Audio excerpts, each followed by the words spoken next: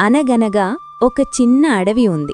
ఆ అడవిలో కోమలి అనే కాకి ఉండేది. కోమలి గుడ్లు పెట్టింది. ఇంకొన్ని రోజుల్లో తనకి పిల్లలు వస్తాయి అనే సంతోషంలో ఉంది.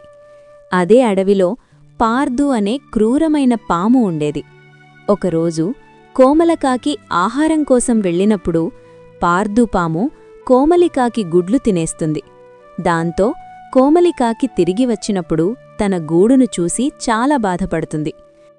ఆ తర్వాత రోజు పక్షులన్నీ కోమలికాకి దగ్గరికి వచ్చి తమ గుడ్లన్నీ పార్దుపాము తినేసిందని చెప్పి బాధపడతాయి.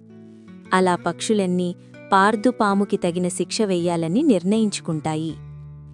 కోమలికాకి ఆకాశంలో ఎగురుతూ ఉండగా మంథనగిరి మహారాణి తన చెలికత్తెలతో స్నానాలాడుతుంటుంది. ఆ మహారాణి నగలు ఒడ్డున పెట్టి ఉంటుంది. కోమలికాకి ఒక ఆలోచన వచ్చింది. కోమలికాకి మహారాణి నగ తన ముక్కుతో తీసుకువెళ్లి పార్థుపాము పుట్టలో వేస్తుంది. కోమలికాకిని వెంటాడుతూ సైనికులు నగకోసం వస్తారు. కాకి పుట్టలో నగవేయడం చూసిన సైనికులు పుట్ట తవ్వుతారు.